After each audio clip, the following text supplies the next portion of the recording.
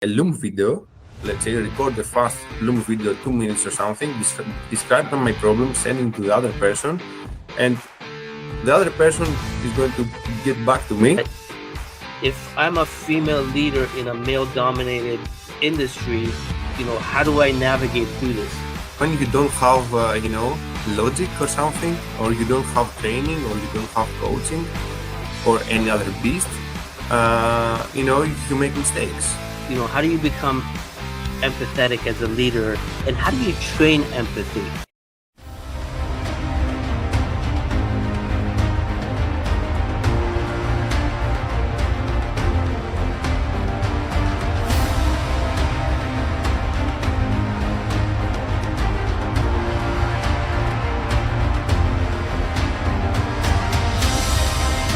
All right. Good afternoon, everyone, and welcome to another episode of the RK Leadership Podcast, where we help empower leaders through the sharing of our knowledge, experience, and inspiring stories. I'm your host, Rob Cameronpour, and my special guest today is Giannis Chatzidis, and he is the founder of Post-Heroic Leadership and the lead data scientist at Ultim AI. I will let him introduce himself shortly, but before you do that, I'd like to say thank you very much again for being on my podcast and sharing your stories with the world and your experience. So I greatly appreciate it and welcome aboard. Yeah, thank you for this warm and lovely intro, Rob. It's my total pleasure for being here today with you. A short intro about myself. Yeah, as you said, I'm Giannis. I'm from Greece. I'm a lead data scientist the last 5 years, and 1 year ago, actually, I founded the Post-Heroic Leadership. It's like a coaching company. Mostly, I empower leaders, rookie leaders. So leaders from, let's say, people that are really want to go to a leadership position, like in 6 months, let's say from now, until leaders who are, let's say, already in a leadership position, but they feel they lack of self-confidence, so they really want to go to the next step. To look in the mirror and say, "Yeah, you are really, really strong to do this." Awesome. Yeah. Excellent. Thank you. So before we get into the leadership aspect of our conversation, Giannis, why don't we start off with you telling us a little bit about your story and how you got to the leadership world? Oh, yeah, big question. Big question, and I will try to keep it short. So, everything started when I joined this company in the Netherlands remotely. So we're a remote first company. And I was like an intern back then when I initially joined 6 years ago or something, because I did, let's say, a career transition from web development to data science. I got a full paid job remotely again. And one day a big bomb exploded in the company. The big investor was gone. And a lot of people also got fired back then. And I left the only person in the company, the only person in my team. And after a few months, I was like the only employee. So I was starting leading without having the word leader in my title, because a whole team started, building around me and the founders back then. And so I did everything from recruiting people, leading them, project development. And, this is how leadership, I think, came into my life. And, I still feel that, it just came here to fill a missing piece of my inner puzzle, because, I really wanted it. But that was, the spark moment that I said, okay, yeah, now you're doing this. Nice. No, that's excellent. And, you and I have talked a little bit about that.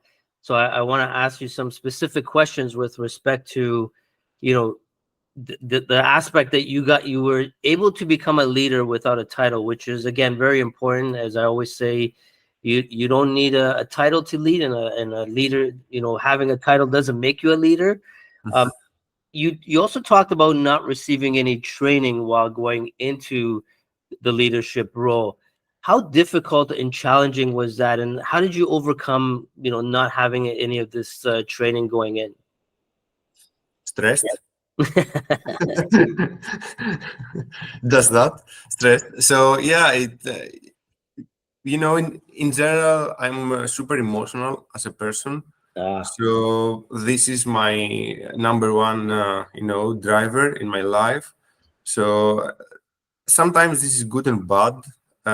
In my personal life, I feel it's good. In business world, it's bad because you have to have a balance between logic and emotions in yes, general. Emotions is like you get decisions from the emotions and psychological speaking, and after that you validate these decisions with your logic. But when you don't have logic or something, or you don't have training, or you don't have coaching or any other beast, you make mistakes, and this is how you learn. I think this is the only way. This is the only route that you can get. So yeah, I did a lot of mistakes. I did a lot of mistakes with people. I did a lot of mistakes with projects. I lost clients. I lost money. So yeah, it's like I think this is the only way, because if you don't, dive deeper into something that you are passionate about with, and you are not able to see how it looks like. that's right. Absolutely. So, what would your advice be to, younger people who want to get into leadership roles and again don't have that training? What's the best way to attain that training prior to, becoming a leader? Yeah, I would say what I would say to my younger self. It's like when I remember myself, I was like, I had a lot of challenges, and the first thing that I did is like I bought a leadership course. I Mm, think it was on Coursera back then, and because I was feeling really inadequate as a leader. Fast forward to now, I still feel inadequate as a leader. So one course won't change your life. that's You right. know, one coach won't, yeah, definitely change your life. So, but one coach will. So, Mm, what I would propose, suggest, or something, it's like find your missing puzzle, your missing piece of your inner puzzle, and be self-aware about what it's missing. Or if you don't self-aware, if you are not self-aware, because this is also fine, because you cannot, if you are inside the pool and you can't swim, you don't know what's missing, from you. You don't need, a velvet or something. Probably you don't know what you need.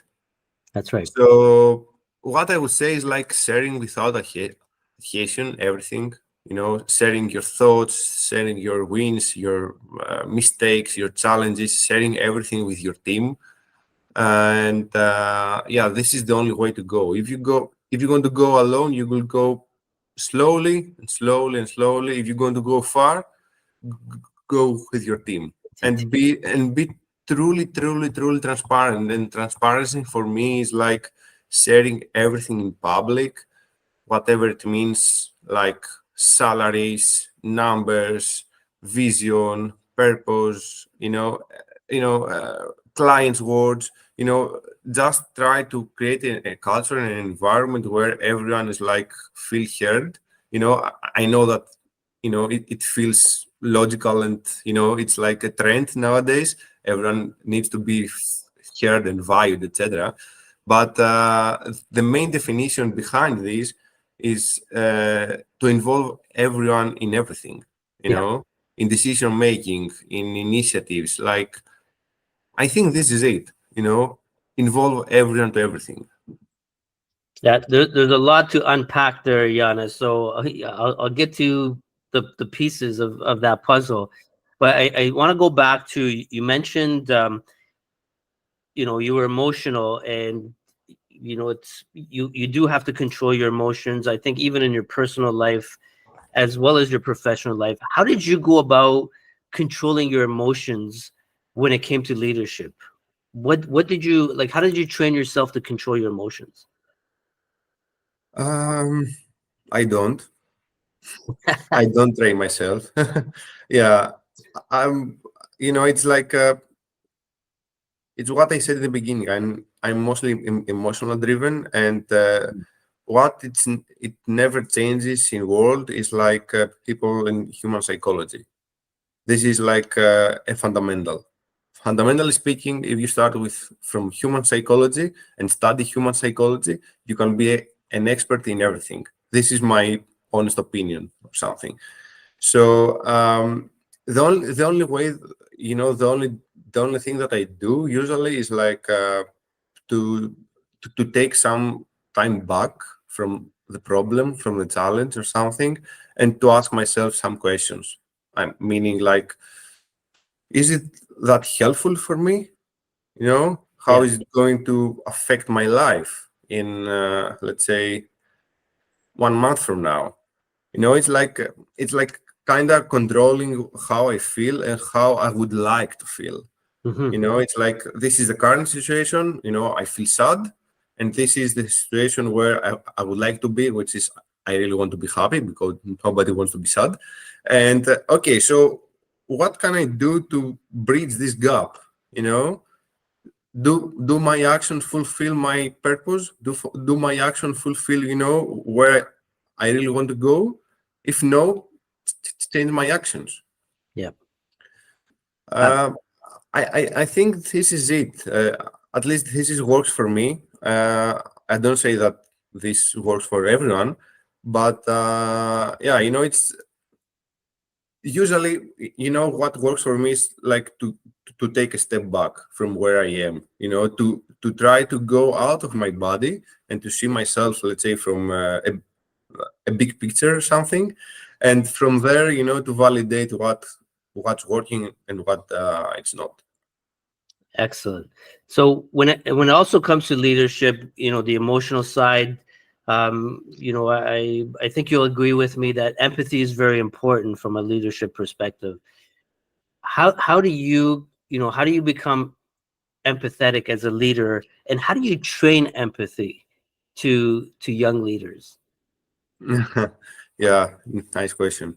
Um, yeah, inside my team, I would say I don't want to lead someone just for leading. I don't want to lead someone to be a new leader. Mhm.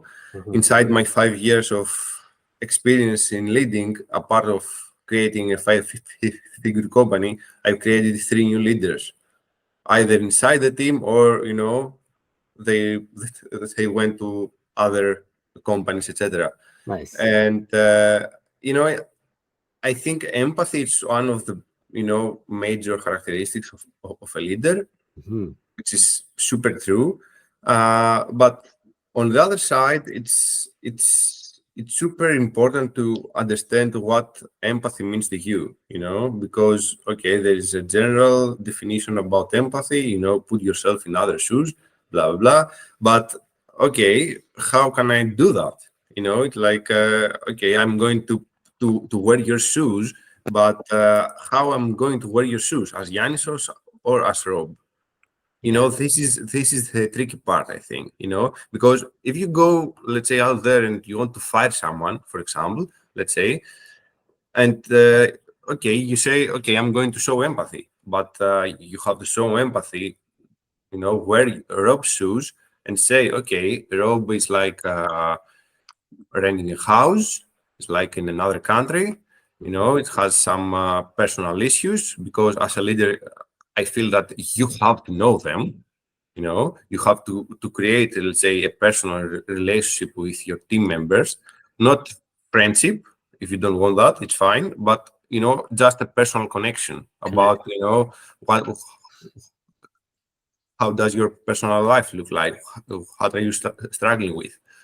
And we now wear Rob's shoes and say, okay, if I fire Rob at the moment, how Rob will feel, you know? And it's like usually what I do is like how to say I play a game with my team, which is like the empty chair. This is how it's called. And in every meeting, we have, let's say, okay, we are in a virtual environment, of course, but we assume that there is an empty chair somewhere, and this empty chair is like either investors or clients or stakeholders or founders, blah, blah. And, we turn virtually to this chair and we say, okay, what could you say? What do you say? What's your opinion on that? And this is a really cool game to help people, to really feel how others feel, and what, this client probably is going to tell on this part would be satisfied, would be happy, would be sad, and, this is like a game. Yeah, because I think at the end of the day, leadership is a game. It should be fun, not boring, not something, it drains you from energy or something. So I think this is a really cool game that helps us a lot. So yeah, highly recommended. So just to be clear, you guys create this empty chair, and do you guys each take a turn to kind of pretend you're the customer client and what your feedback would be to yourselves? Yeah, Ah, yeah, excellent. Excellent. That is a cool game. I like that. And it does. It gives you different perspectives. It's like brainstorming in a sense. yeah. Very nice. Excellent.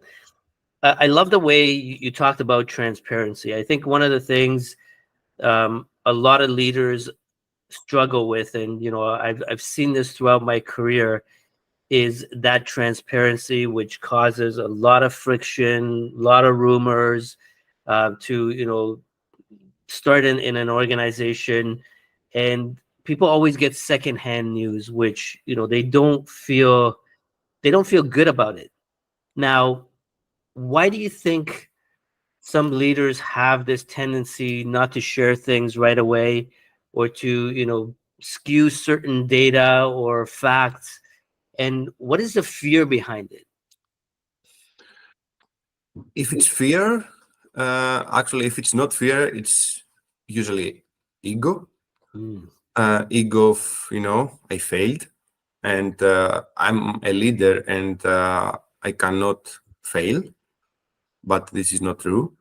If it's fear, it's like, let's say, it's fear of, I am like a gladiator inside an arena, and I cannot lose. I cannot lose this war, So if I share publicly about, my mistakes, or, about data, or about this losing client, probably I'm going to lose the trust of my team.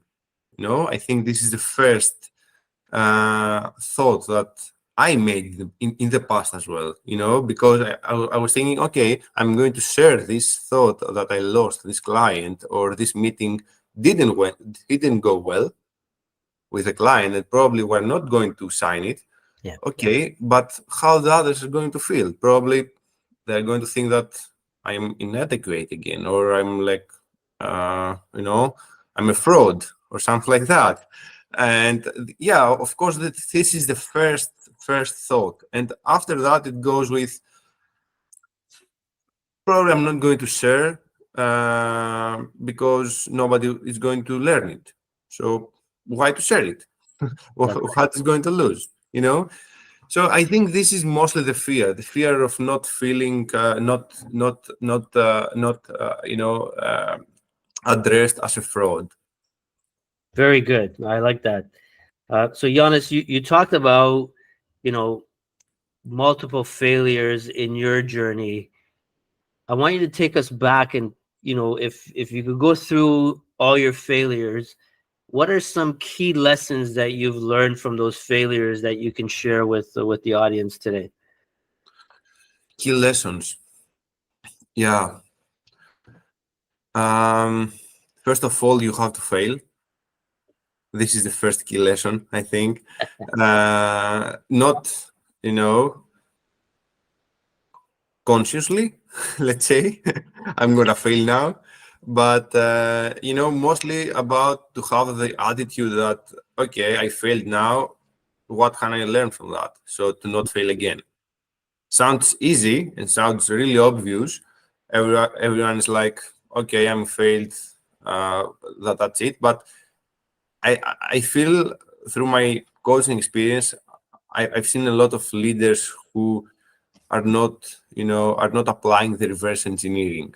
Reverse engineering meaning like, okay, I failed. What can I learn from my mistake? Okay, I won. What did I learn from my winning? It's not about opening champagnes and drinking about a big achievement, but it's mostly about get some lessons out of them. You know, so I think this is the second big lesson to apply reverse engineering in everything. This is not because let's say, I'm in a tech field, but I think reverse engineering works well in totally everything, in product design, in sales, in marketing, in everything. Get again a step back, see what went well, what didn't, and apply again. Get your own feedback, in other words. That's right. Yeah, and sorry, and and also I think the third one uh, is how to explain it.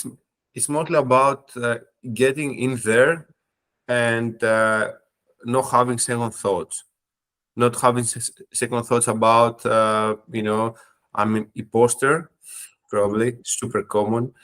I don't have confidence, etc. So second thought, if you really wanted to be in this position, and if you really want to make an impact to other people, because if as a leader, not as a manager, because for me there are different roles. As a leader, you have you are like a father. I don't know if that makes sense. To me, it makes sense. Uh, but you're like a father of some people, like babies, children, etc. And you're really not only emotional about them, but you really have to take care of them for somehow. And not only about those people, but also the families of those people. If you fire a person, you fire a whole family. If you Yeah, hire a person, you hire a whole family. So you are really responsible about everyone. that's right. In a way, indirectly, you definitely are, and that's a great point you make. So fast forward, you've led virtual teams for over 5 years. Can you tell us what were the main challenges of leading remote teams, and again, how did you overcome these challenges, and how do you create engagement in virtual teams? Mm. A lot of questions in one. Yeah, I think the biggest challenge is communication. Mm. Probably you are gonna say, okay, Giannis, but in communication challenges are in office as Yes. well. Yeah, but it's super easy to go to another desk and see another person working, or ask a fast question or something. I think communication together with loneliness, I would say, because there are a lot of times that you feel super lonely, that your best friend is your laptop, and you don't have anyone to speak, to talk, to have an informal discussion, to have a you know, to have some fun, etc.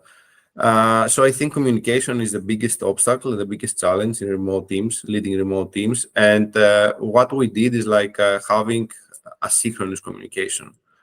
So sending a lot of videos asynchronously.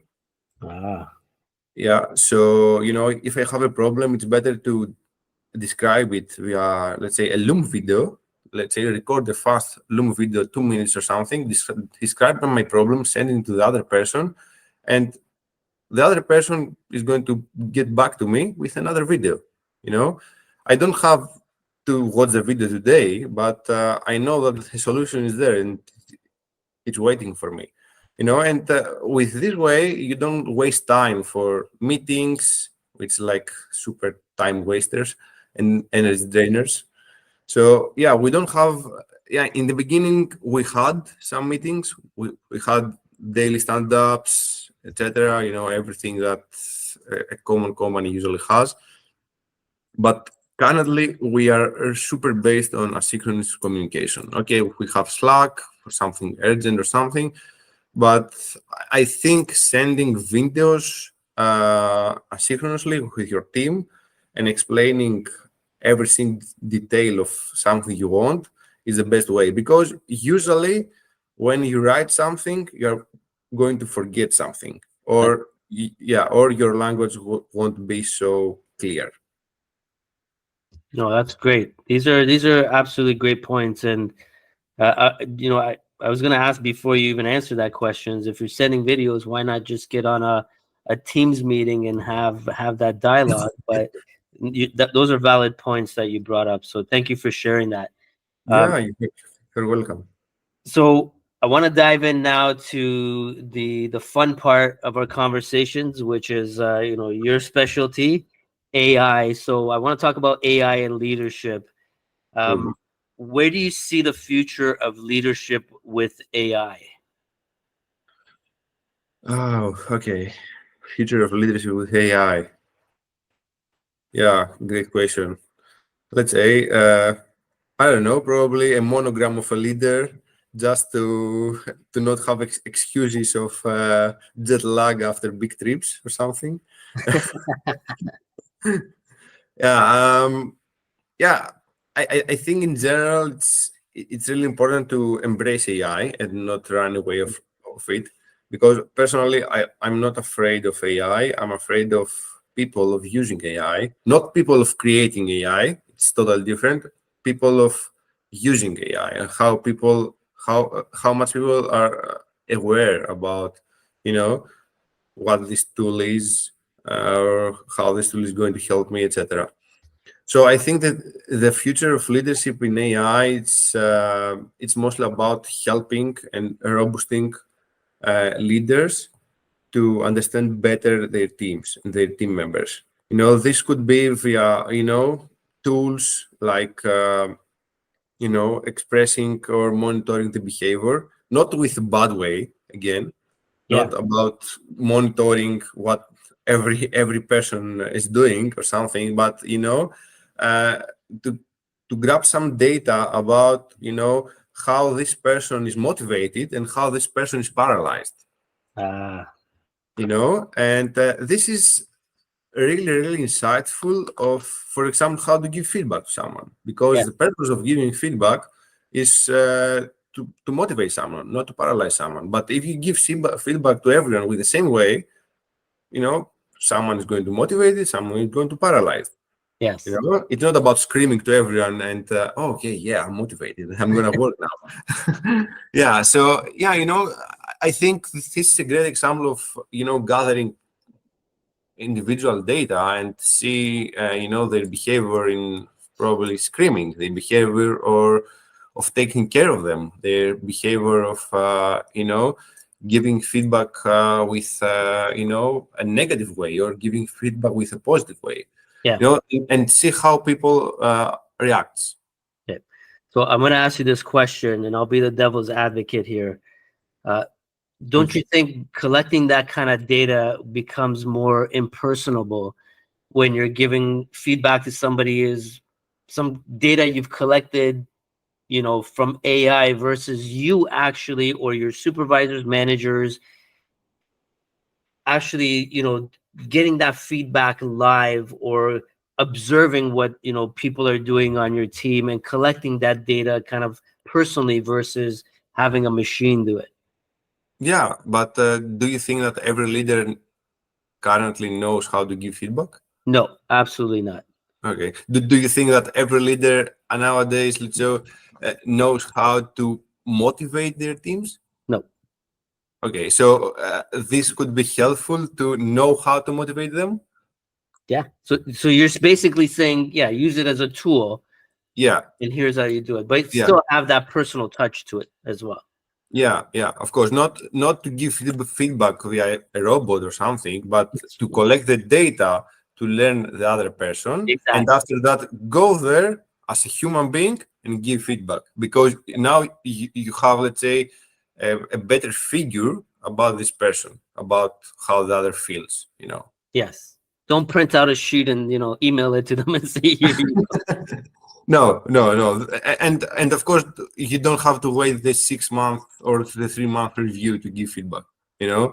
This because this is probably a weekly collection of data, and after that you are ready to give weekly feedback, daily feedback, whatever. So Why not? I'm gonna ask you another question with respect to this. How would you collect that data though? Personally, Yeah. yeah. Personally, I'm a big fan of the 60-second leadership. So usually I collect the data through my one-to-ones.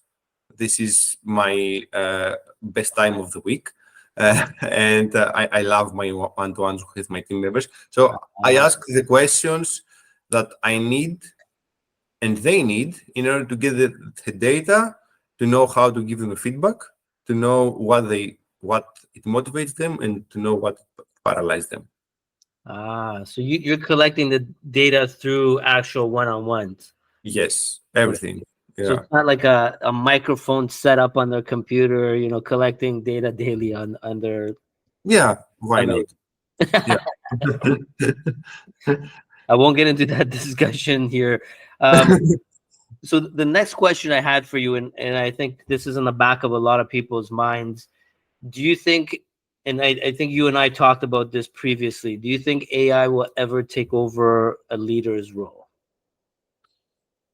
No, because again, I strongly believe that the leadership role is a human role, and a robot cannot replace a leader that not is driven by emotions like me, but a robot cannot really specializing in how to speak, how to feel, how to embrace someone, how to give a hug, Yeah. because this is also part of leadership sometimes, or all of this stuff. Again, AI can be, let's say, a great tool, and it should be used as a tool to collect some data in every field, but not to replace human beings in positions that emotions and human connection is required. 100%.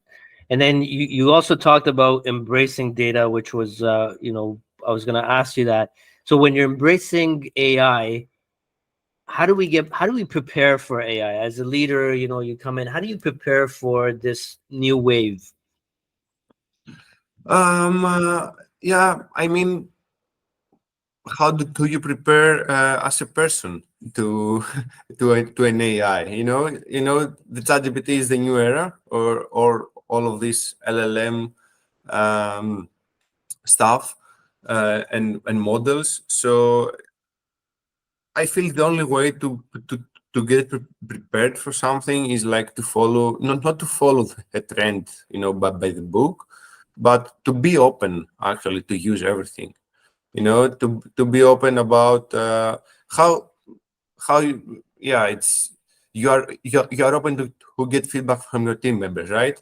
Yes. If you are open to get feedback from your team members, you are open the same way you have to be open, to use ChatGPT, for example, not to replace some of your activities, but to make them faster, to make you more productive, not to replace your brain and your mind, because I feel that sometimes and in some cases, ChatGPT and other tools have replaced our minds, Yes.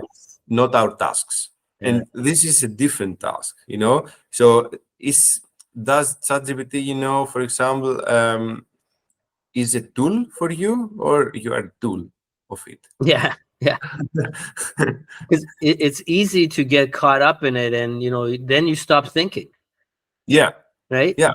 And Exactly. you're doing this bot think for you, and it's scary because you can become numb from it because you don't need to do anything anymore. You become complacent now. Yeah, exactly. No, yeah, don't be, so solution driven in terms of, Yes. okay, I have this challenge, I want a solution, let's go to ChatGPT. Okay, just use your mind, your brain first, Probably the best solution is in front of you. You have the data, yeah, but you don't have the solution. You just to dig deeper a bit. I think it's a great training tool as well for people that want to learn how to write, want to structure, their writing a little bit better. It's like you said, it's a tool that we can use to make improvements on ourselves, but it shouldn't be replacing you in terms of your mind and thinking, etc. So those are great points. So Giannis, you've been in this world, a little longer than most people have. So far, what is the data showing us? That's the truth. Which is, I- Sorry. which is, Yeah, I think data never lies. Yeah, in terms of, yeah, it depends on the field actually. We are using data in real estate, for example, at Ultimate AI. So we are able to predict better housing prices by using just data, whatever it means, textual or images. So yeah, I think data says us the truth, and yeah, we can use data in order to get fast predictions about the present and sometimes about the future as well. Not about predicting the future or something like we are not you know Calhas or something, but we are able to see the best value about the present and to be as accurate as possible about what we have to do or what it's needed to be done, for example. yeah, like I forecast. think, yeah, yeah. Okay, excellent. Okay, so moving away from AI to back to more leadership specific. Yeah. In your opinion and in your journey so far, how do you empower leaders? um Yeah, 3 months ago, my first program birthed. It's called Leadership Apex, and I'm so proud of it. Yeah. And yeah, the way that I I teach leaders what I know, and I give them my brain or something. It's like via coaching. I think this is my way because there are a lot of beasts out there, like mentors, consultants, everything. But coaching is what fits to my personality, and I don't want to be an advisor out there or to give advices. Personally, I don't like advices. Yeah, and my personal motto is don't be a carbon copy leader of advices. Be the best leader version of yourself because yeah, we live in the era of a lot of info, a lot of information, a lot of free information, and we try to copy and paste a lot of things to our lives Yes. without even evaluating them. Does it fit to my personality, to my way of thinking, to my way of acting, or it's like another, just noise? Yeah. So, and I think via coaching, every person and especially leaders are able to find what they work for them and for their teams. And this is exactly what Leadership Apex is. It's not about, if you know how to lead, it's more harmful if you come to me than you have no idea about leadership. Yeah. I really want to go with you from crawling to walking, like a baby. This is my goal, you know. Nice. Nice. And you mentioned a great point. You cannot copy anybody, and you got to remain your authentic self, because if you're not authentic as a leader, people will figure you out at one point, and then Yeah. it's game over. Yeah, yeah, exactly. It's like it takes a lot of time to build trust, and Yeah, you can lose it in just 1 second. snap a second. Yes. So I see you talk about, and you've written about, doubt to confidence. How do you go from doubt to confidence? Yeah, there is not one magic formula or one magic, let's say, definition about this. Mostly, it's about relaxing and enjoy the journey. This is usually the first step, is because there are a lot of s- societal beliefs, limiting beliefs, like you are too young, you don't have experience. It's like when I started as a leader, I was listening from my friends, relatives, family. It's like, you are 28. You have, let's say, 3 years of experience. You can't be a leader. You don't have, yeah, you shouldn't have the word leader in your title. It's like for marketing purposes. And I felt embarrassed because, like, okay, why not? I'm doing what I love. I'm doing what I'm passionate about, and I'm doing okay as good as I can. So yeah, who's judging me? Why are you judging me or something? And yeah, I think that there are a lot of limiting beliefs out there about, you know, in some cases about female leaders as well. You are a female leader, you are you are not able to be a leader. But yeah, I still believe that women leaders have more potential about men leaders. Don't judge me, don't get me wrong about this, but I feel that because from their construction, they are more empathetic as as people, and empathy is like a super viable ingredient in leadership. For sure. And what women leaders tend to do is like they became super strong and super arrogant just to create, let's say, a wall just to defend all of these limiting beliefs, especially from men. Yeah. It's like so yeah, to come back to your question, is like enjoy the journey and look in the mirror and say, you're going to make it. You, Right. you are making results. You are making money. Yeah, you have a team. You love it. Just repeat after me.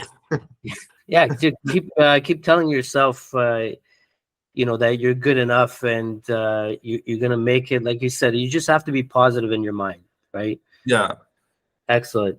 So I just want to touch base on that the female leader part, because I get into a lot of discussions with respect to male and female leadership. To me personally, I think if you're a leader, that word leader applies to both. I don't see the difference between male, and we try to segregate it in society. And I think that's where a lot of the walls and self-doubt and everything comes up, because I get this question asked a lot. If I'm a female leader in a male dominated industry, how do I navigate through this? You can't think of it as you're a female leader in a male dominated industry. You have to think about it that you're a leader in an industry, yeah, right? yeah, And you got yeah, to keep exactly. telling yourself that, and you'll Yeah, make exactly. right. So, but I do understand what you're saying. From a more empathetic perspective, women are more nurturers than men are in from a biological perspective. So that does make sense. Um, Before we wrap up the show, we've reached a segment of my rapid fire questions. So I'll be firing some questions to you, and Yeah, you just give me the first answer that comes to your mind, and we'll take it from there. So I think we went through this. Should we fear or embrace AI? embrace. Okay. What is your number one advice for young leaders? Um, Number one advice. Yeah, from when to start. Yeah, be yourself. Don't copy and paste. Mhm. And one course won't change your life. One coach will. Excellent.